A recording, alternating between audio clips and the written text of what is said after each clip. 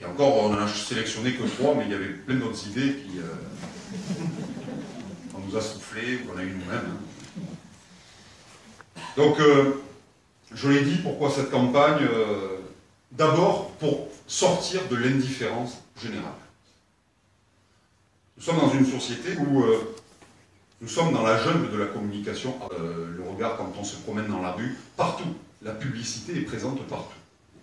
Et la banalisation de la publicité génère l'indifférence. Le fait que finalement, on ne regarde plus les messages. Ça glisse. Donc ça, dans cette jungle lisse, souvent convenue, je ne critique rien, je dis simplement que c'est un constat que nous avons fait, où l'esthétique prime sur le message, où très souvent nous sommes sur des campagnes sans saveur, sans idée, souvent assez traditionnelles. Oui, on a voulu prendre un peu le contre-pied. Donc je l'ai dit, choquante, dérangeante parfois, provocatrice sans aucun doute, décalée pour certains, on a lu tous les témoignages.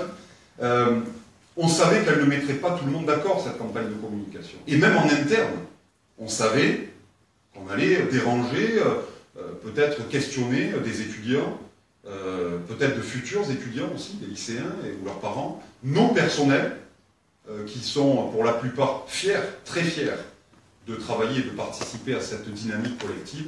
On allait peut-être les choquer, au risque peut-être de les démotiver, de les démobiliser, etc. On était conscient de ces risques-là, bien évidemment. Bien évidemment. Mais on a pris ce risque. On a pris ce risque parce que il faut accepter à un moment donné de ne pas pouvoir tout contrôler. On lance, ça réagit, et puis on ne maîtrise pas tout.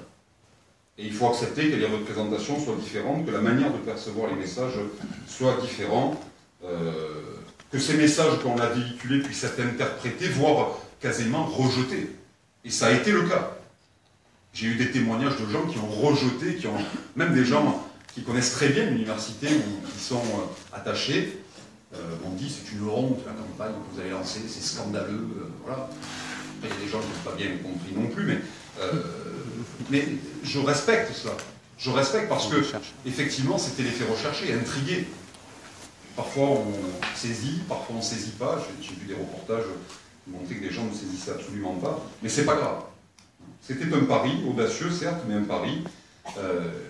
Et si je renverse la logique, je vous dirais que s'il n'y avait pas eu cette première phase, qui se termine aujourd'hui, de la campagne choc, comment aurait été perçue la deuxième phase que je vais vous présenter maintenant, et qui finalement est le message que nous voulons faire passer? Certainement très différemment. Donc je vais vous dévoiler un petit peu les éléments de cette deuxième phase, donc, dont l'objectif, bien sûr, vous l'avez compris, est de faire tomber progressivement un certain nombre de préjugés, de rétablir des vérités et de nous situer dans l'univers finalement de l'enseignement supérieur et de la recherche français avant tout, international, pas forcément. Et vous savez combien je ne suis pas un adepte, malgré le fait que certains journalistes prennent plaisir à aller chercher certains classements, je n'en prends aucun plaisir à travailler sur les classements internationaux parce qu'ils n'ont à mon sens aucun sens. Je pourrais échanger avec vous si vous le souhaitez par la suite. Donc, comment avons-nous fait pour cette deuxième phase? Tout simplement, on s'est appuyé, on a mis en avant la position de l'UPVD qui a été réalisée dans une enquête faite par l'inspection générale, enfin l'IGAENR, terme complexe, mais c'est l'inspection générale de l'État, du ministère de l'Éducation nationale, de l'enseignement supérieur et de la recherche. Donc ce rapport qui finalement a été rendu fin 2016 au ministre, qui a été diffusé en mars, on a voulu effectivement communiquer sur le contenu de ce rapport et la place de l'université dans ce rapport.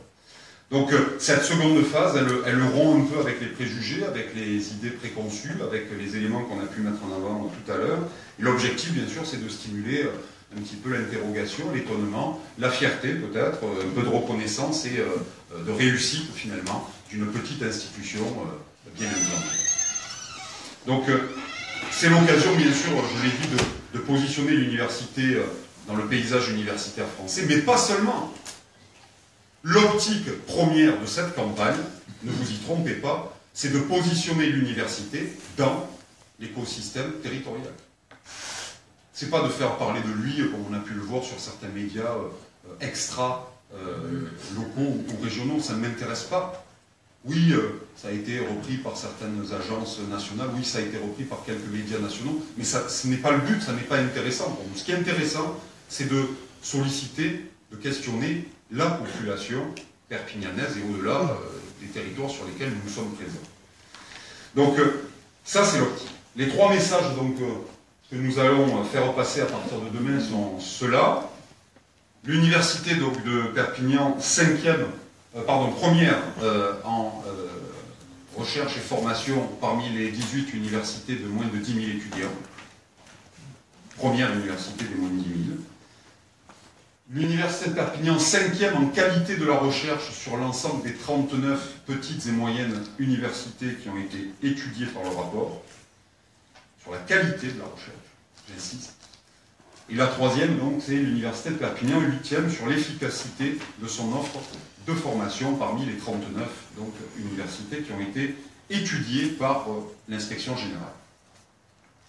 Donc c'est ce que vous verrez à partir de demain, un peu partout, sur les mêmes supports que les premiers, mais un peu plus encore, parce qu'on a un peu étendu le message positif par rapport au message négatif, ce qui peut à peu près se comprendre. Donc on a un peu étendu, bien sûr, aux abribus, aux grands panneaux, etc., mais aussi aux arrières de bus, à la presse, voilà. C'était un petit peu le but, bien sûr, les réseaux sociaux qui ont été impactés. Alors, un petit mot quand même sur le contexte de ce rapport, parce que l'objectif quand même, c'est de présenter ce rapport, c'est de le faire connaître, c'est de mettre en avant ce premier rapport du ministère. C'est la première fois que le ministère commandite une enquête sur une typologie des universités en France, sur leur positionnement, sur des critères partagés qui permettent de les situer, non pas géographiquement, mais en termes justement de positionnement sur nos missions premières que sont la recherche et la formation. Et je dis bien dans l'ordre, recherche et formation. Là aussi c'est un préjugé qui est très ancré de dire finalement l'université c'est la formation. Ben non, l'université c'est avant tout la recherche. Parce qu'une formation sans recherche, ce n'est pas une formation universitaire. C'est une formation du second degré. Donc, en 2016, donc, cette enquête, je le disais, commanditée par le ministère, dans une optique de mouvement de structuration territoriale des établissements d'enseignement supérieur et de recherche, après la loi Pécresse de 2007, après la loi sur l'ESR de 2013, beaucoup de changements, et peut-être même d'autres à venir. En tout cas, c'est ce que le président élu a annoncé en termes d'évolution aussi, notamment d'autonomie des universités, mais pas que. Mais pas que, en termes de sélection à l'entrée aussi des licences, c'était dans son programme.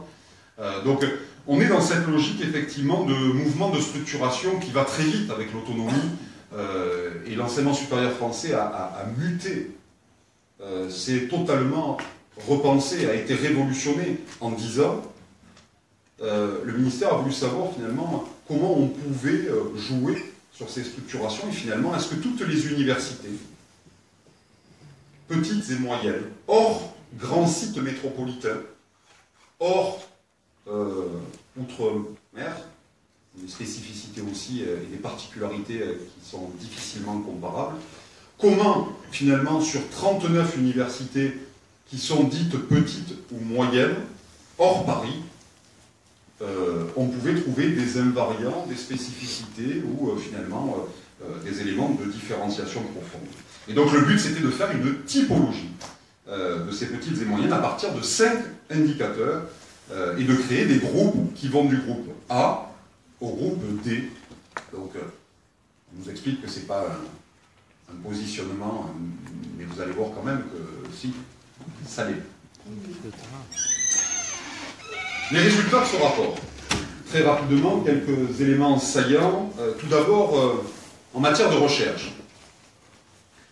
Le rapport met en avant 2 éléments, l'intensité de la recherche et la qualité de la recherche.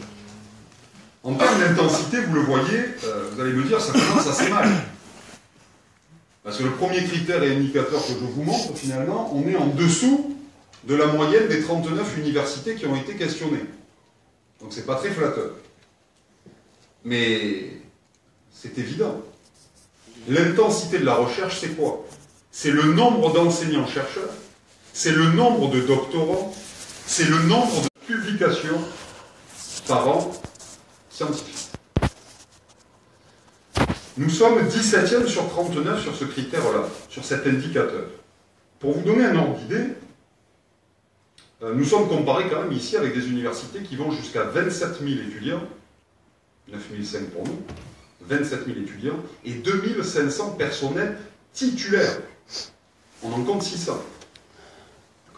Parmi ces 600, on a 350 enseignants-chercheurs.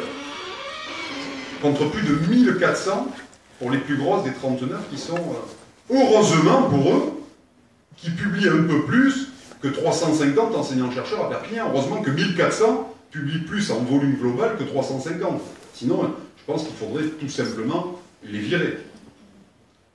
Heureusement qu'il y a un peu plus de thèses soutenues dans ces grosses universités, de 27 000 étudiants, qu'à Perpignan, où on en soutient à peu près une centaine par an. Heureusement qu'il y a plus, finalement, d'enseignants-chercheurs, tout bonnement, puisque c'était un critère quantitatif. Donc un des critères, c'est le nombre d'enseignants-chercheurs, donc forcément, les scores sont plus élevés sur toutes les universités qui ont plus d'enseignants-chercheurs que Perpignan, c'est-à-dire 31 sur 39 ici. Donc, si vous me suivez bien, si on s'en tient au quantitatif qui est étudié sur ce critère, on ne devrait pas être 17e, on devrait être 31e, puisque c'est uniquement les critères quantitatifs. C'est même inquiétant pour d'autres, là je ne veux pas faire de polémique, mais ça veut dire qu'avec plus d'enseignants-chercheurs, ils font moins bien que nous en quantité, je ne parle pas de qualité là, ils font moins bien que nous en quantité de thèses, en quantité de publications internationales indexées. Donc avec plus, ils font moins bien. Nous, avec moins, on fait mieux. Voilà. Donc, en d'autres termes, 17 sur 39, alors qu'on aurait dû être 31e, puisque c'est un critère purement quantitatif et volumétrique, je trouve que c'est pas plus mal.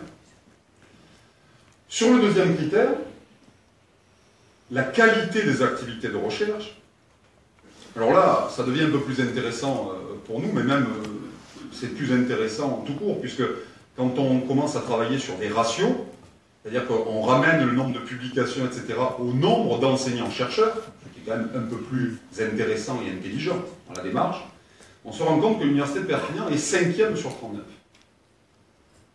5e sur 39 et première des universités des moins de 10 000 étudiants, donc première des 18.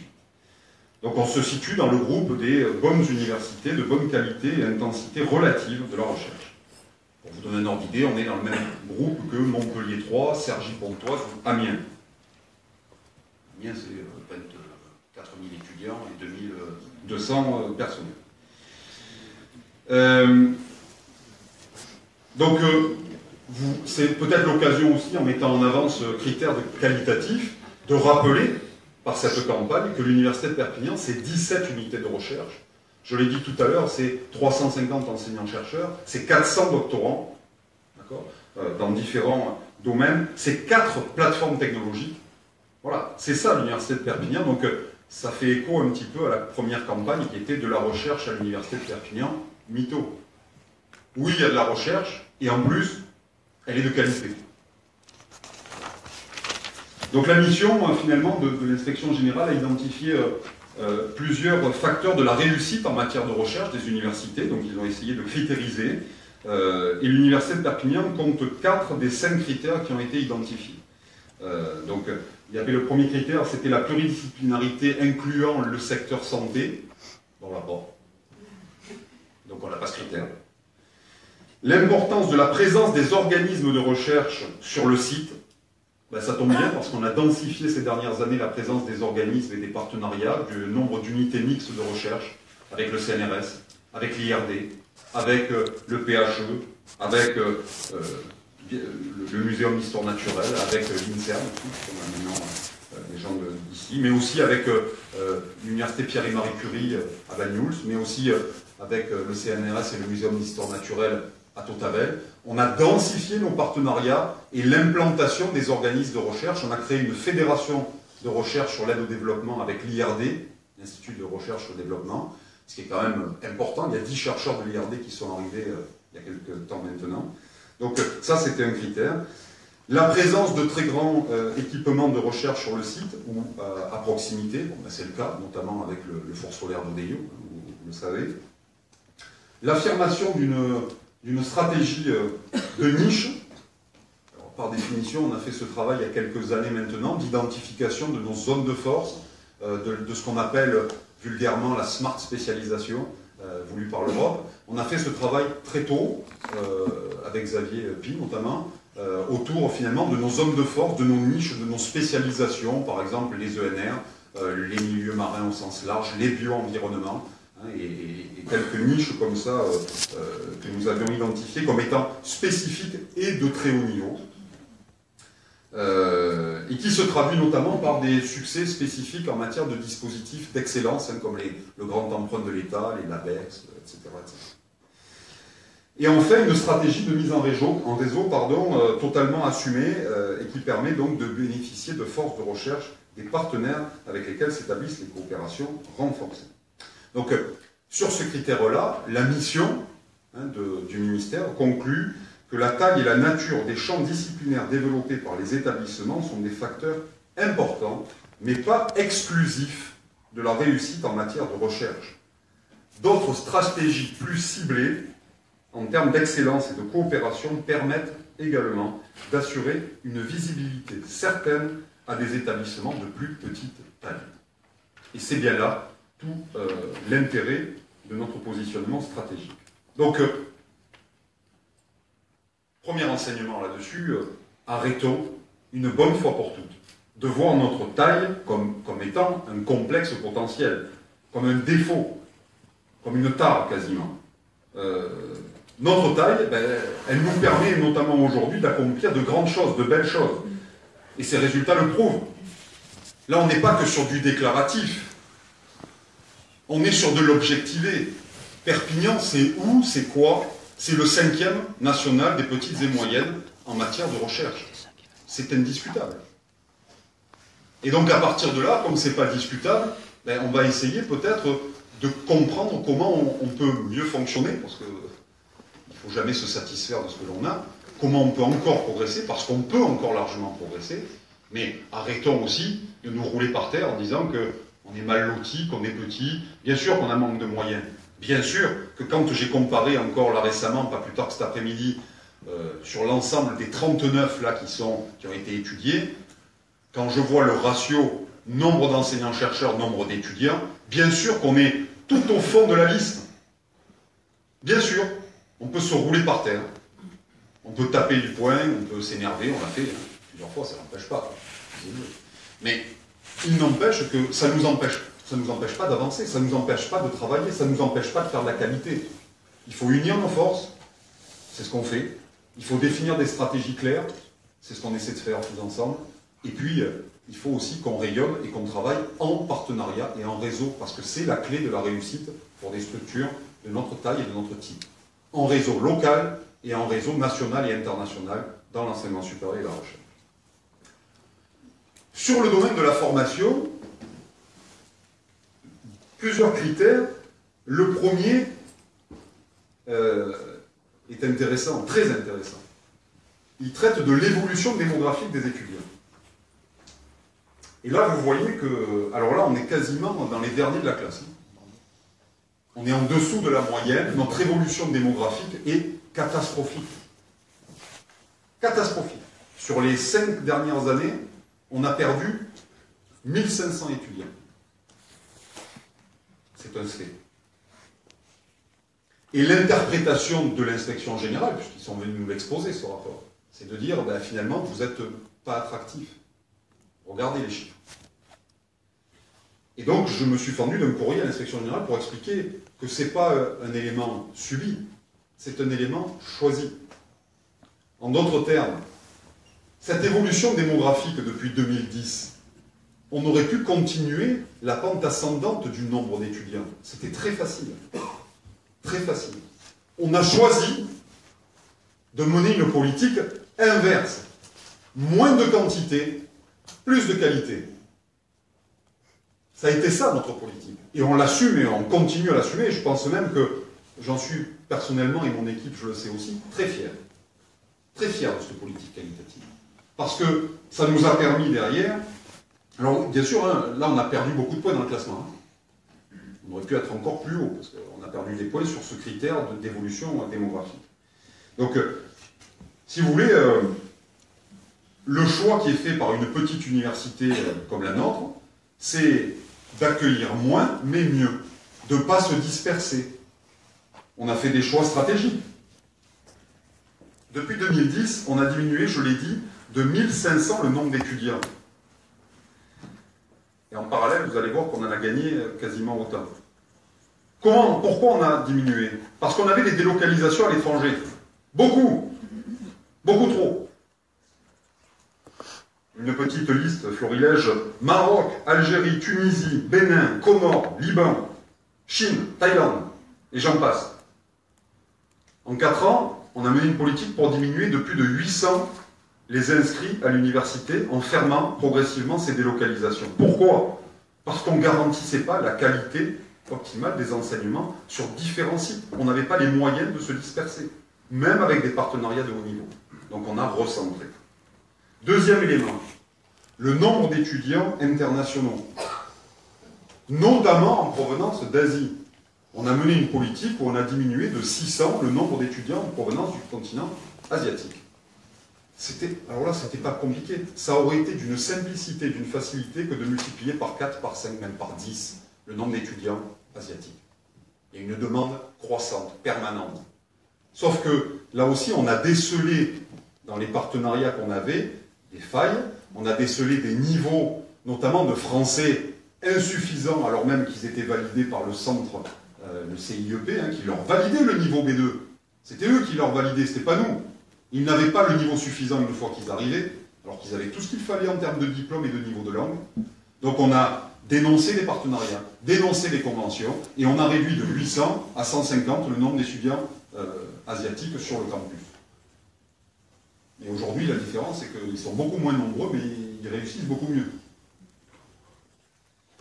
Troisième élément, on a diminué de 100 par an le nombre de doctorants pour atteindre effectivement un chiffre qui nous paraissait plus raisonnable par rapport au nombre d'enseignants-chercheurs capables d'encadrer ces doctorants. Vous voyez bien là la colonne vertébrale, la ligne mère de notre politique qualitative. On a fait des choix stratégiques qui allaient à l'encontre de beaucoup. D'anciens présidents que je ne citerai pas me disaient, c'est pas l'avant-dernier auquel je fais référence, me disaient, mais malheureux, en faisant ce que vous faites, en passant sous la barre des 10 000 étudiants, mais c'est la fin de l'université. Parce qu'il y avait aussi des politiques financières qui allaient avec, il y avait une logique aussi de dotation qui était fonction de tout ça. Maintenant, c'est fini tout ça. Donc on n'a plus besoin de ça. Donc c'est une politique choisie, risquée, hein. Risquée. Quand vous avez des chutes comme ça d'effectifs en quelques années, tout le monde se dit, oulala, qu'est-ce qui se passe? Le rectorat nous appelle en disant, vous avez vu le nombre d'étudiants en moins? Le ministère nous dit, oulala, Perpignan. Ouais. Mais regardez ce qui se passe en parallèle. Donc, moins 1500 étudiants en 5 ans pour la politique internationale. En parallèle, j'attire votre attention sur le fait qu'on a amélioré l'attractivité de l'UPVD. Et je vais vous donner juste un chiffre pour vous le montrer. Les primo-entrants, c'est-à-dire ceux qui arrivent à l'université en première année, les tout nouveaux, là, ceux qui réussissent le bac, ils étaient 1116 à s'inscrire à l'UPVD en 2010. 1116. Ils étaient 1488 en 2015. Ils sont 1884 cette année. Ça veut dire qu'on a eu 68% d'augmentation en 7 ans et 26% sur les 2 dernières années. Ça veut dire quoi? Bien sûr, vous allez me dire, il y a l'évolution démographique, il y a plus de gens qui arrivent après le bac et tout, c'est vrai, mais pas à ces proportions, c'est plus 2% par an. 2% au niveau national d'augmentation. Nous, on est à 26% sur 2 ans, 68% sur 7 ans. Donc on est très loin des moyennes nationales. Donc il ne faut pas imaginer qu'on peut expliquer cela par la tendance nationale. On l'explique parce que, aussi, l'université est mieux repérée, l'université a peut-être une meilleure réputation, en tout cas elle commence à l'avoir, je l'espère, et que ça va continuer. Et puis parce qu'on est plus tourné vers nos publics cibles directs sur le territoire plutôt que de partir un peu partout. Deuxième élément, la structure et l'efficacité de l'offre de formation. Donc là aussi, on est au-dessus de la moyenne. On a 17 points contre 14. Ça nous positionne 8e sur 39 des universités étudiées et première des moins de 10 000. Et je vous citerai juste le rapport. Hein. L'université de Perpignan se situe dans le groupe efficacité de la structure et de l'offre de formation et faible évolution démographique, on vient de le dire. Seulement 2 des universités de petite taille, dont Perpignan, comptant moins de 10 000 étudiants, sans secteur santé, ni école supérieure du professorat, complètent ce groupe en raison de l'efficacité de leur formation et de la bonne répartition de leurs étudiants entre le niveau licence, le niveau master et le niveau doctorat. Perpignan se singularise en étant en plus support d'un IDEFI, d'une initiative d'excellence en formation innovante. Donc, on voit bien ici, on pourra y revenir si vous le souhaitez, que cette structuration de l'offre de formation que nous avons menée ces dernières années, cette restructuration que les collègues ont menée aussi au sein des composantes, au sein des instituts, des facultés, paye et finalement porte ses fruits. Sur l'ancrage social et territorial, qui est un autre critère, on est là aussi au-dessus de la moyenne, on se positionne 9e sur 39 sur ce critère et toujours première des moins de 10 000, hein, première des 18 universités des moins de 10 000. Donc on se situe dans ce groupe de la bonne efficacité de la structuration et de l'offre de formation et un bon ancrage social et territorial. C'est une université qui est identifiée dans le rapport comme étant une université de proximité, et ce n'est pas un gros mot, c'est aussi une université de proximité. Et ces résultats traduisent aussi la politique d'ouverture de l'université de ces dernières années, qui est pour nous un levier essentiel pour assurer l'insertion professionnelle des étudiants.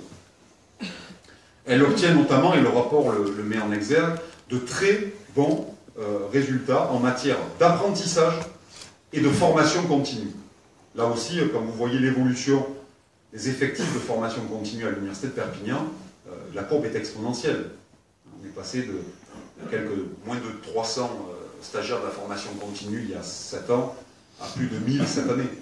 Là aussi, la politique que nous menons dans la formation tout au long de la vie, en partenariat avec les branches, en partenariat avec les entreprises, commence à porter ses fruits. Et ce n'est pas fini. Donc 3 secteurs clés ont été étudiés dans ce rapport au niveau de la formation. Voilà. Donc l'adossement des formations à la recherche. Donc la qualité de l'adossement recherche de toutes nos formations, c'est le cas à l'UPVD, puisque toutes nos formations sont pensées et conçues en appui à la recherche pour l'ensemble du plan quinquennal que nous avons actuellement. Deuxièmement, une offre de formation complète. Donc aujourd'hui, l'Université de Perpignan, c'est quand même 80 diplômes nationaux, 50 diplômes d'universités spécifiques qui complètent les cursus. C'est une offre de formation qui est par définition à l'écoute du marché de l'emploi et de nos partenaires, et qui propose des formations du niveau Bac+2 au niveau Bac+8, auxquelles on vient adjoindre des formations de technique. Je me plais souvent à donner l'exemple du diplôme d'université technicien installateur de